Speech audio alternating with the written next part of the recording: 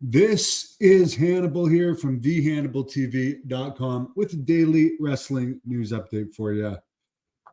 NXT is moving their scheduled event in St. Louis October 8th at the nearly 20,000 seat Enterprise Center in St. Louis to the 3,000 seat factory in the district in Chesterfield, Missouri.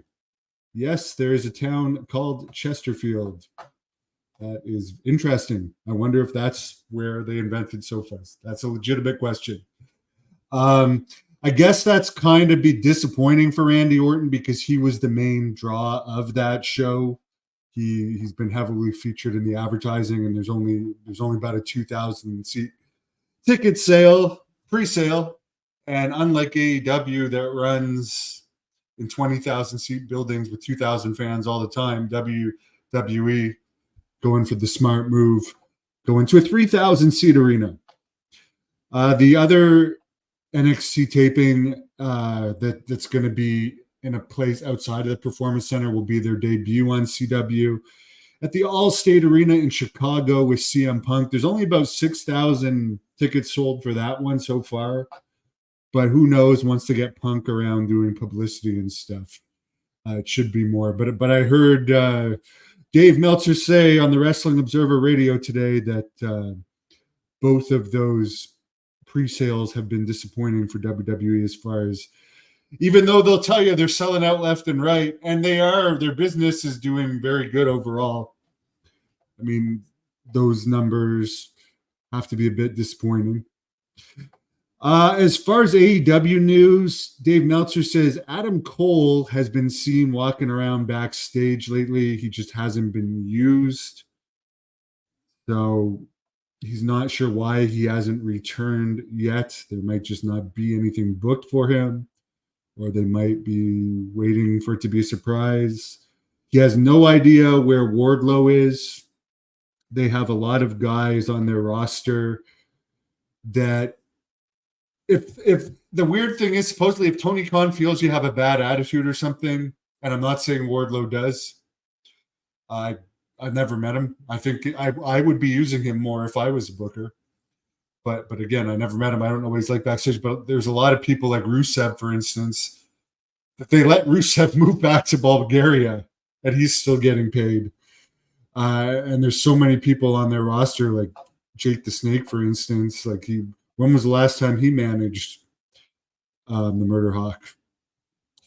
But yeah, for whatever reason, he would rather just keep them sitting at home doing nothing than cut them loose. And if he wants to spend that kind of money, that's his prerogative.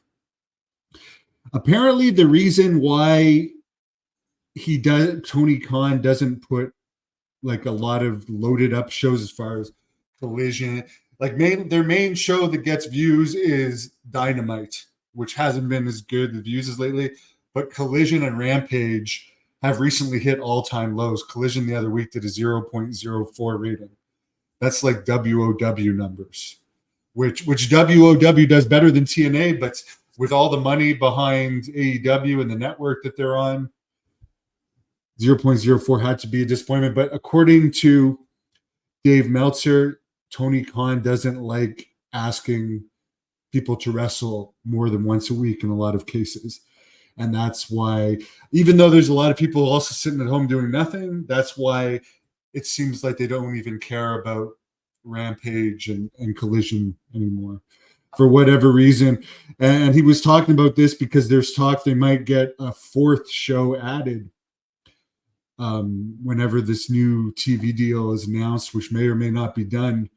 And will a fourth show actually benefit the product when their other two shows other than Dynamite are really watered down already? Who knows? Apparently, according to Dave Meltzer, here's another interesting thing he said. Sasha's fan base from WWE overall did not follow her to AEW. Her, Okada, and Will Ospreay, who were all signed to very large contracts around the same time, did not help the draws at all. The numbers only declined with them. Of course, Meltzer loves Will Ospreay, and he feels that Will Ospreay could eventually become a draw. But he says Sasha Banks is a disappointment, and he said he wouldn't have expected Okada to be a draw. So there you go.